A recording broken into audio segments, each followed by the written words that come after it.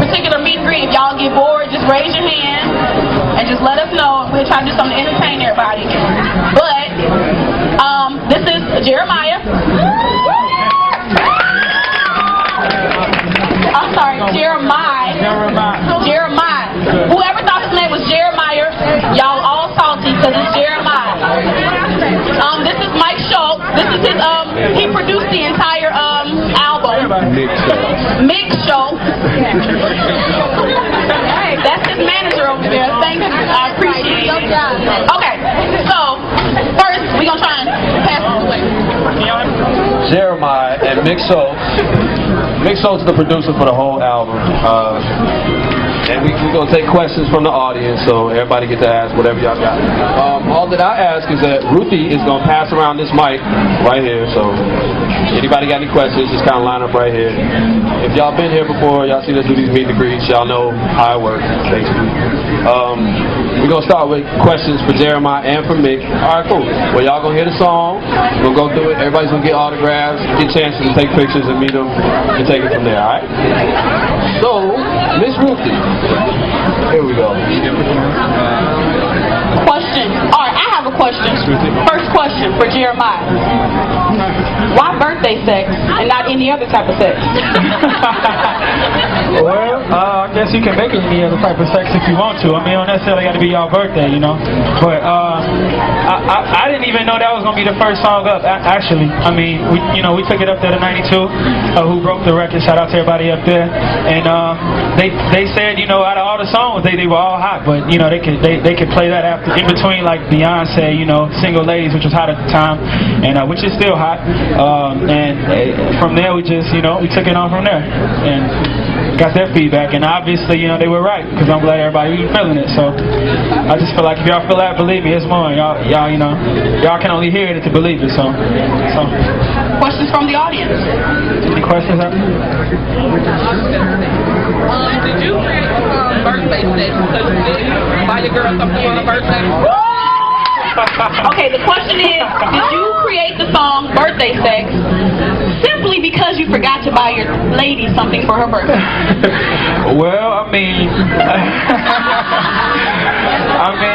there was a lot of incentive with that, with the song, but I mean, it's become a universal gift now, so I mean, how can I blame it? When does the CD come out? I would, I would hate to tell y'all something differently. I would just say spring 09, because most of the album is more, but it's a real good feeling. You know what I'm saying? I mean, it's a real summer type of. I wouldn't just strictly say it's summer, because obviously birthday sex been keeping y'all warm over the winter, hopefully. But it's filled with a lot of different vibes. But I would just say where birthday sex is now, and where the next single when it releases, I would say spring 09ish. So, all right, Nick, for everybody, Mick Schultz, producer for the whole album. First of all, does the album have a title? It is currently untitled right now. Oh, it's currently untitled. All right. For the vibe that you're going for this album, are we going to hear more songs that sound like Birthday Sex, sound like My Ride, sound like different songs like that? Is it going to be different? How can you describe the production that you're aiming for? Well, I mean, you got Birthday Sex as the love making song, and nothing else is really like that. You got pop records, urban records, you got even a rock joint on there, so you got a little bit of everything. How'd the rock joint come about? Most all the tracks that we've done, he sits in the studio, writes the lyrics, and I make the beat. And one day, we're just feeling like doing something a little different. So, who came up with Birthday Sex first? Like, was it the beat, or was it the actual, like, you singing, you harmonizing, and it was like, man, I gotta join. No, well, like I said, we write and do the track at the same time. So he came over, he's like, I got this crazy idea. When I heard it, I was like, I never heard of that before. So I did the beat while he wrote the lyrics. Very distinct, wonderful place. All your albums,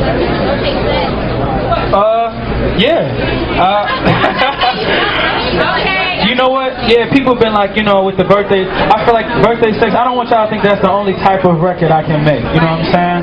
It's not really showing that, like, vocally a lot than which I can do. People might think that's really a little synthesizer, little T-Pain get down on there, but I mean, slightly it is, but really it's my voice.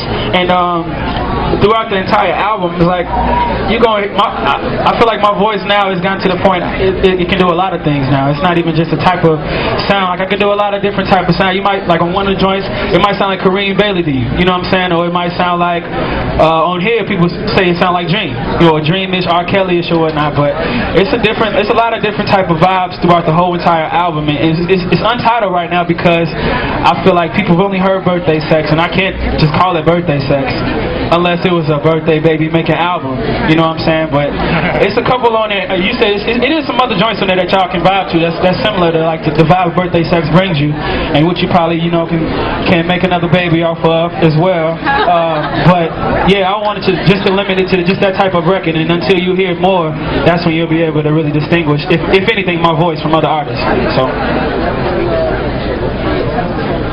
I saw you. Somebody hand over here. That was you. What's up? What's your favorite song on the album, or what's your favorite type of, vibe? Like baby making music, or I like baby making music. I mean,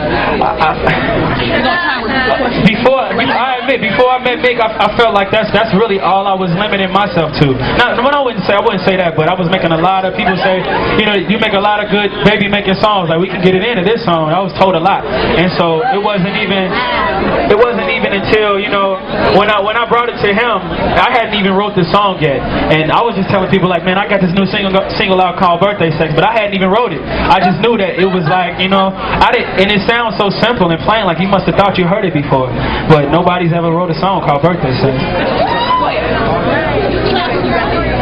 Do you have a girlfriend? No, I do not have a girlfriend. I'm single as a dollar, so we out there. Okay, I have a question.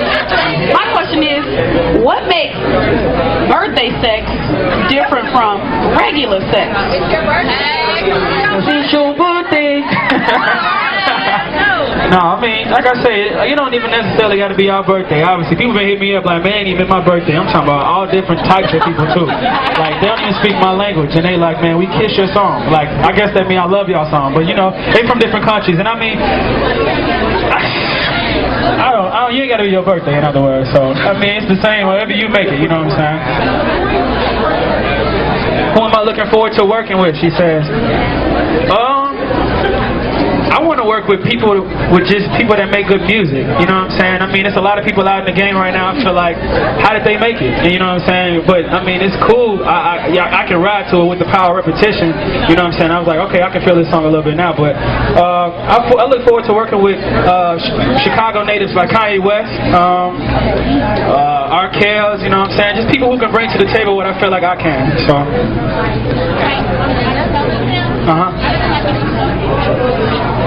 Abby asked for acapella. What? Wow. On the spot. On the spot. What, that song? Not that song? Hey, give me a song. I'll sing it for you. They might be your biggest fans. They don't want to put me on. They put me on in December. They say, he can sing. Give me a song. I got you. Who? Jingle Bell. Jingle Bell. Yeah. If you can make Jingle Bell sound good. If you can, I know. Black people, the damn microphone. For this night I pray that a star would guide you my way to share with me this special day where ribbons in the sky for love.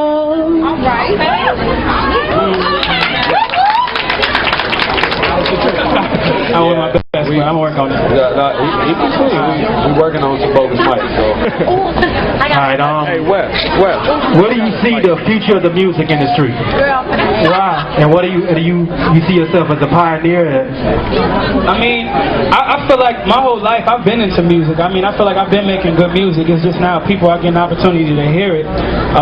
Thanks to everything coming about this year. But the future of music, I mean, nobody's really buying CDs anymore. You know what I'm saying? But it's one thing that anybody can't take from music, and that's that though you can be fired from your job, the recession and all, people get, let go. Like, people listen to music to make them feel better. You know what I'm saying? So it's like, that's one thing people can't take away from the power of music. And that's what I feel like, if I be able to bring that to the table and people feel me, well, my feeling, they'll feel it.